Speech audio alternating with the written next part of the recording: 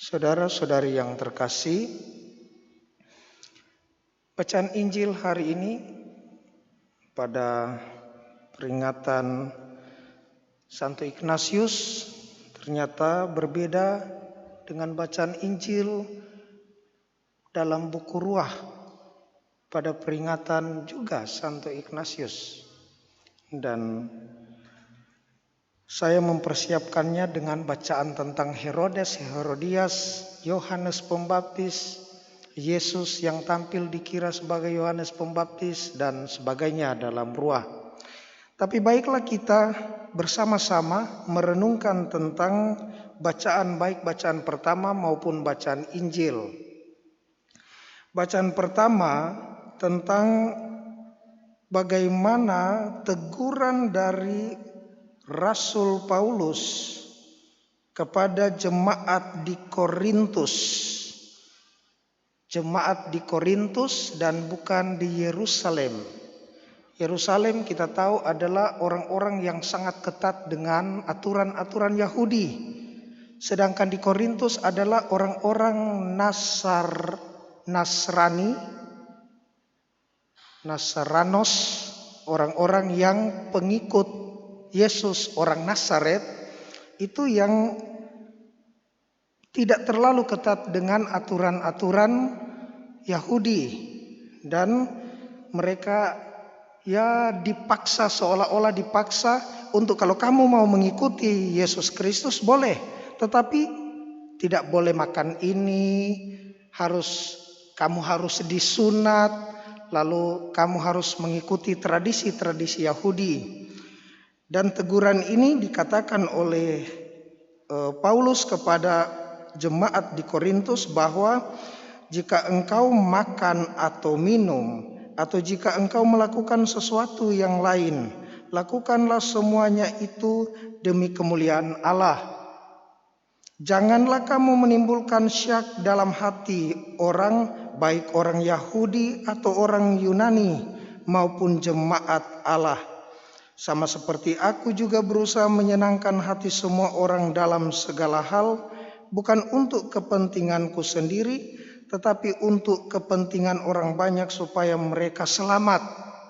Saudara-saudariku yang terkasih dalam bacaan Injil, ketika Yesus memberikan satu penegasan kepada para murid dan orang banyak bahwa keselamatan mengikuti Dia haruslah satu pilihan untuk pilihan untuk tidak terikat pada diri sendiri, hak milik.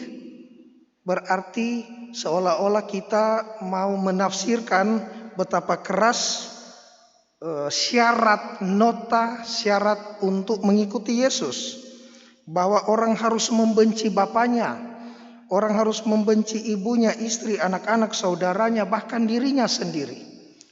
Tetapi tafsiran ayat ini sebenarnya yang pernah saya baca dari sumber, bahwa Yesus menghendaki orang memilih mengasihi atau mengikuti dirinya dengan satu pilihan sadar bahwa orang-orang yang ada di sekitarnya memberikan pelbagai macam pengaruh, entah pengaruh baik atau pengaruh yang tidak baik, sehingga dia memilih untuk mengikuti Yesus dengan satu pilihan sadar. Dan itu tidak gampang. Kadang orang bilang, kau mau kemana? Dalam dunia modern sekarang ada istri yang harus diperhadapkan mungkin dengan pilihan, tidak gampang mau masuk gereja, karena berbenturan dengan suami, harus urus anak dan sebagainya. Tidak gampang. Makanya pada ayat selanjutnya Yesus bilang, kau pikul salib. Itulah salib. Barang siapa tidak memikul salibnya dan mengikuti aku, ia tidak akan menjadi muridku. Pikul salib. Tetapi semua ini bukan satu kecerobohan. Ya sudahlah, piring saya tidak cuci, rumah saya tidak sapu. Yang penting saya mau pergi untuk beribadah, mau pergi untuk ekaristi. pada perikop selanjutnya dari Injil ini adalah bagaimana Yesus memberikan gambaran kalau seandainya seorang seorang pembangun yang akan membangun sebuah menara harus menghitung rincian. Seorang yang akan melawan musuh harus menghitung kekuatan musuh dan kekuatan mereka. Nah, ini membutuhkan satu persiapan. Bahwa mengikuti Yesus bukan pertama-tama mengikuti dia secara buta, pokoknya dengan iman yang kuat, apapun yang terjadi tidak memperhitungkan situasi, tidak memperhitungkan kondisi, mau hujan padahal tidak ada payung saya tetap jalan. Tidak, Bapak Ibu. Bahwa mencintai atau mencari keselamatan bersama Yesus pertama-tama tidak terikat milik sendiri, seolah-olah mengklaim saya lebih mengasihi orang lain dan diri sendiri dari Yesus daripada mengasihi Yesus.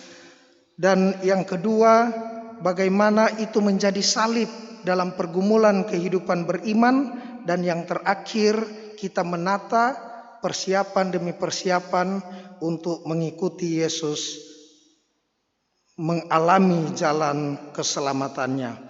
Saudara-saudariku yang terkasih, semoga warta Injil bacaan-bacaan hari ini memberikan kepada kita peneguhan bahwa barang siapa yang mengikuti Yesus dan tidak melepaskan diri dari segala miliknya, yang tidak memikul salibnya, dan yang tidak memperhitungkan atau mempersiapkan dirinya, itu tidak layak menjadi murid Tuhan sendiri. Semoga demikian. Amin.